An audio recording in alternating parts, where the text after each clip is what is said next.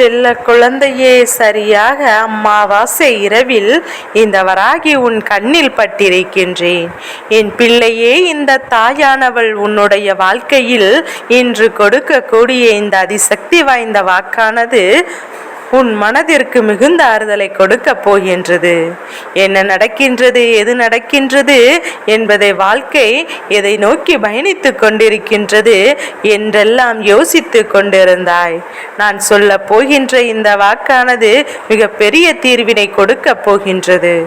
எல்லா நேரத்திலும் இந்த சூழ்நிலையில் உனக்கு சாதகமாக இல்லையே என்று வருந்திய நீ அதற்கான காரணம் இதுதான் என்று தெரிந்து கொண்டு உன்னுடைய மனதை நீ பத்தியப்தி விட வேண்டும். உன்னை சுற்றி அறிந்து கொள்ள போகின்ற, உன் பின்னாலும் இருக்கின்ற தீய சக்திகளை அறிந்து கொள்ள போகின்ற என் பிள்ளை நினைக்கலாம், நாம் வாழ்க்கையில் நடப்பது எல்லாம் நிஜம்தான் என்று. ஆனால் என்னென்றால், உனக்கு வருகின்ற பிரச்சனைகள் எல்லாம் இது ஒரு பகுதிதான். ஆனால் உன்னை தொடர்ந்து வருகின்ற பிரச்சனைகள் பலவற்றை தெய்வம் உனக்கு சரி செய்து கொடுத்திருக்கின்றது. அந்த பிரச்சனைகள் எல்லாம் உன் கண்களுக்கு தெரிய வரும். நிச்சயமாக என் குழந்தை, நீ இந்த வாழ்க்கையில் வேறு எந்த ஒரு விஷயத்திலும் என் பிள்ளை கவனத்தை செலுத்திவிட முடியாது. உனக்காக எதையுமே செய்ய முடியாத அளவிற்கு இந்த வாழ்க்கை உன்னை ஸ்தாபிக்க செய்ய விட்டு உனக்கு உதவி செய்வார்கள். யாரெல்லாம் இருக்கின்றார்கள் தெரியுமா? என் குழந்தை, உன்னுடைய குலதெய்வம் உனக்கு எந்த ஒரு பிரச்சனை என்றாலும் முன் வந்து நிற்கின்றார்கள். அதன் பிறகு உன்னுடைய தெய்வம் ஓடோடி வருகின்றார்கள். இதையும் தாண்டி உன்னுடைய முன்னோர்கள் உனக்கு உதவி செய்கின்றார்கள். கடைசியாக உன் இல்லத்தில் இருக்கின்ற கன்னி பெண் தெய்வமும் உன்னை கைவிட்டு கிடையாது. என்னுடைய மனதிலும் எல்லோருடைய மனதிலும் கொடுக்க வேண்டும் என்கின்ற எண்ணம் இருக்கின்றது. இந்த தெய்வங்களுக்கு உன்னை கைவிடாமல் உனக்கான நல்ல விஷயங்களை தொடர்ந்து செய்து கொண்டிருக்கின்றார்கள். நீதான் சிறு சிறு பிரச்சனை வந்தவுடன் மனதை தளர விட்டு விடுகின்றாய். என் பிள்ளையே, தாங்கிக் கொள்ள முடியாதே என்று சொல்லி புலம்புகின்றாய். உனக்கான கஷ்டத்தில் 3/4 பங்கை சுமைக்கின்ற என்னவென்று தெரிய வேண்டும். அந்த கஷ்டம் என்னவென்று உனக்கு புரிய வேண்டும். உன் அம்மா உள்ளதை சுமைக்கிறாய் என்பதை மறந்து விடாதே. பாரம் சுமக்க முடியுமோ அந்த அளவிற்குத்தான் உன் வாழ்க்கையில் பிரச்சனைகள் வந்திருக்கின்றது என்பதை புரிந்து கொள். தேவையில்லாமல் மனதில் வேதனையை சுமப்பதை விடுத்து இந்த பிரச்சனை எப்படி எதிர்கொள்ளப் போகிறாய் என்பதையும் நினைவில் வைத்து கொண்டால் போதும். இந்த வாழ்க்கை எப்படி சுமக்க வேண்டும் என்பதை நினைவில் வைத்து கொண்டு வேதனைப்படுவதை கிடைக்கின்ற என்ற சவாலை நீ வெற்றிகரமாக செய்து முடிக்க வேண்டும் என்று நீ எண்ணினால் போதும். இந்த நிலையில் உன் வாழ்க்கையில் நிரந்தரம் இல்லை. அது எத்தனை முறை சொன்னாலும் உனக்கு புரியாத ஒரு விஷயமாகத்தான் இருக்கின்றதா என்றால், வருகின்ற கஷ்டங்களையும் நினைத்து நினைத்து கண்ணீர் வடிக்கின்றாயே தவிர இதுவெல்லாம் ஒரு விஷயம் அல்ல. அது முடிந்தது நமக்கான நல்ல தீர்வு ஒன்று கிடைக்கும் என்பதை என் பிள்ளை நீ மறந்து விடுகின்றாய். நாளைய விடியல் என்பது உன் வாழ்க்கையில் உனக்கு இன்று இரவு நடத்த போகின்ற ஒரு மிகப்பெரிய விஷயத்திற்காக ஒருவருக்கொருவர் நீ நன்றி சொல்ல போகின்ற விடியலாக இருக்க போகின்றது. இவர் யார் என்று, எதற்காக இவர் நன்றி சொல்ல போகிறார் என்று உன் அம்மா உனக்கு விளக்கி சொல்கின்றேன். இந்த வாழ்க்கை தருகின்ற ஒவ்வொரு சோதனைகளையும் உன்னை ஏதாவது ஒரு சூழ்நிலையில் ஒரு வகையில் காயப்படுத்தி விடுமோ என்று நினைக்காமல் எல்லாவற்றிற்கும் உனக்கான தீர்வு கிடைக்கும் என்று நீ நம்பி கொண்டிருந்தால் உன்னுடைய வெற்றி உன்னை வந்து சேரும். நான் சொல்ல போகின்றவர் இன்று இரவு உன் வாழ்க்கையில் நடத்த போகின்ற மாற்றங்கள் அத்தனை பெரியது. அவருடைய அன்பும் ஆசைகளையும் நீ பெற்றுவிட்டாய். அவர் செய்ய போகின்ற உதவியை கொண்டு நீ இந்த வாழ்க்கையில் பல முன்னேற்றங்களை அடைய போகின்றாய். சந்தர்ப்பங்களை உன் வசமாக மாறப்போகின்றது. என் மீது நம்பிக்கை கொண்ட என் பிள்ளை, ஒரு நாளும் வாழ்க்கையில் தோற்று போக மாட்டாய். அதே நேரத்தில் உன் வாழ்க்கையில் வருகின்ற கஷ்டங்களை கண்டு நீ சற்றென்று பதற்றக்கூடாது.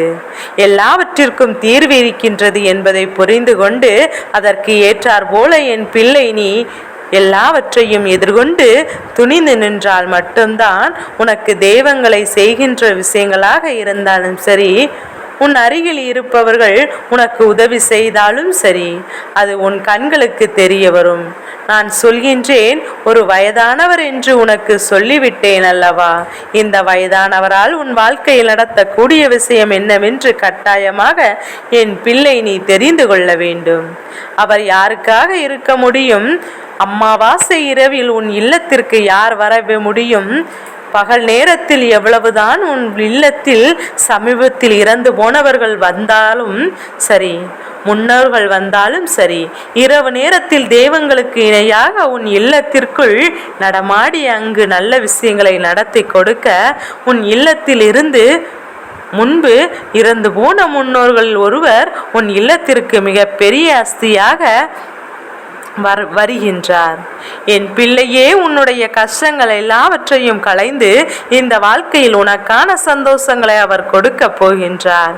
வாழ்க்கையில் என்னெல்லாம் உனக்கு நடந்தது, எதுவெல்லாம் உனக்கு இது நாள் வரையிலும் கிடைத்தது என்று என் பிள்ளை நீ எண்ணி எண்ணி இந்த வாழ்க்கையை உனக்கு தந்திருக்கின்ற ஒவ்வொரு விஷயத்தையும் உனக்காக தாங்கி அவர் கொடுக்க போகின்றார். நல்ல நேரம் உனக்கு வந்து விட்டது, அவர் உனக்கு உணர்த்த போகின்றார். இது போன்ற ஒரு வாய்ப்பு அவ்வளவு எளிதில் யாருக்கும் கிடைத்து விடாது. நீ நினைக்கலாம், அம்மா சாதாரணமாக சொல்லி கொண்டிருக்கிறாள் என்று. என் பிள்ளையே, முன்னோர்களால் ஆசியையும் யாராலும் பெற்றுக்கொள்ள முடியாது. தன் குடும்பத்தில் இருப்பவரின் நடவடிக்கைகள் சரியாக இருந்தால், அவர்களுடைய ஒவ்வொரு விஷயங்களும் சரியாக இருந்தால் மட்டும்தான் இவர்கள் அவர்களுக்கான ஆசையை வழங்குவார்களே தவிர ஒருபோதும் அவர்களை அவ்வளவு எளிதில் வந்து தீண்ட மாட்டார்கள். அவர்களுக்கு நன்மைகளை செய்து கொடுக்க மாட்டார்கள். மாறாக அவர்களுக்கு கற்பித்து கொடுத்து அதில் அவர்கள் திருத்திவிட்ட பிறகுதான் அவர்களுக்கான தீர்வை கொடுப்பார்கள் என்பதை நீ புரிந்து கொள்ள வேண்டும். ஆனாலும் தவறு செய்தால் அதை தட்டி கேட்பார்கள் என்பதை மறந்துவிடக்கூடாது.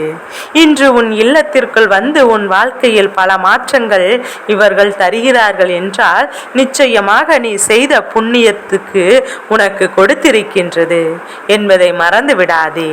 நாளைய விடியல் நீ எழும்பிய உடனே உன்னுடைய முன்னோர்களுக்கு கையெடுத்து வணங்கி நன்றி சொல்ல வேண்டும். நீ மற்ற விஷயங்கள் செய்ய வேண்டும், நன்றி சொல்லிவிட்டு தான் செய்ய வேண்டும். இதுபோல் எல்லாம் ஒரே நாட்களில் வாழ்க்கையில் மாற்றங்கள் வந்து விடாது. இது கொடுக்கின்ற இந்த மாற்றங்கள் எல்லாம் கொஞ்சம் கொஞ்சமாக உன்னுடைய வாழ்க்கையில் பல நல்ல திருப்பங்களை கொண்டு வரும். நீ எதிர்பார்க்கின்ற சூழ்நிலை உனக்கு உருவாக்கி தரும். நீ என்னெல்லாம் இந்த வாழ்க்கையில் வேண்டும் என்று நினைக்கின்றாயோ அதையெல்லாம் கொஞ்சம் கொஞ்சமாக முயற்சியின் பலனாக உன் கைகளில் கொண்டு வந்து கொடுக்கும் என்பதை மறந்துவிடக்கூடாது. எந்த நேரத்தில் யார் வாழ்க்கையில் என்ன நடந்தது என்று யோசிப்பதை விட உன் வாழ்க்கையில் இப்போது என்ன நடந்து கொண்டிருக்கின்றது, அதற்கு முடிவு இருக்குமா இல்லையா என்பதை பற்றி மட்டும் சிந்தித்தால் போதும். இந்த வாழ்க்கை தர நினைக்கின்ற அத்தனை சந்தோஷங்களும் உன்னை மகிழ்விக்கும், உன்னை மகிழ்ச்சி வெள்ளத்தில் ஆழ்த்தும். என் பிள்ளை, நீ புரிந்து கொள்வாய், கஷ்டமும் நஷ்டமும் துன்பமும் துயரமும் உன்னை வந்து சேராமல் இந்த வாழ்க்கை உனக்கு தருகின்ற உச்சபட்ச சந்தோஷத்தை நீ பெற்றுக்கொள்ள வேண்டும். ஏனென்றால் உன்னுடைய முன்னோர்கள் உனக்கு கொடுத்திருந்த அன்பும் அருளும் கிடைத்தே தீர வேண்டும். நாளை அது உனக்கு கிடைத்துவிட்ட உணர்வு நிச்சயமாக இருக்கும். விடியலில் எழும்பும் போது மனதிற்குள் எந்தவித சங்கடங்களும் உன் முன்னோருக்கு நன்றி சொல்லிவிட்டு உன்னுடைய காரியங்களை செய்ய தொடங்கு. நிச்சயமாக என் பிள்ளை மாற்றங்கள் நடக்கும். எந்த காலத்திலும் அவர்களை மறக்க கூடாது. அவர்கள்தான் உன் வாழ்க்கையில் உனக்கு அடுத்த நிலைக்கு செல்வதற்கான அத்தனை விஷயங்களையும் இதுபோன்று அமாவாசை நாட்களில் செய்து கொண்டிருக்கின்றார்கள் என்பதை மறந்து விடாதே. நன்மைகளை பல செய்ய நீ சுற்றி நிறைய பேர் இருக்கின்றார்கள்.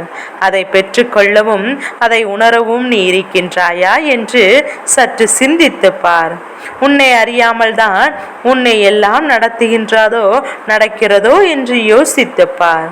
உன்னுடைய அன்பு தெய்வங்களின் மீது உன்னுடைய அன்பு நிச்சயமாக உன்னை வாழ்க்கையில் உயர்த்தும் என்பதை மறந்துவிடக்கூடாது. நல்லது நடக்கின்ற போது எல்லோருடைய உச்சபட்ச நிலைக்கு அழைத்து செல்லும். அந்த நேரம் எல்லோருடைய ஆசீர்வாதங்களும் கிடைத்ததை நிச்சயமாக என் பிள்ளை நீ உணர்ந்து கொள்வாய். நாளைய விடியலில் நீ நன்றி சொல்ல வேண்டியது உன்னுடைய முன்னோர்களுக்கு. என் செல்ல குழந்தையே, எல்லாம் உனக்கு நல்லதாகவே நடக்கும். என் செல்ல குழந்தைக்கு இந்த வராகி அம்மாவினுடைய ஆசீர்வாதங்கள் எப்போது முழு மனதோடு உண்டு. ஓம் வாராகி தாயே போற்றி போற்றி.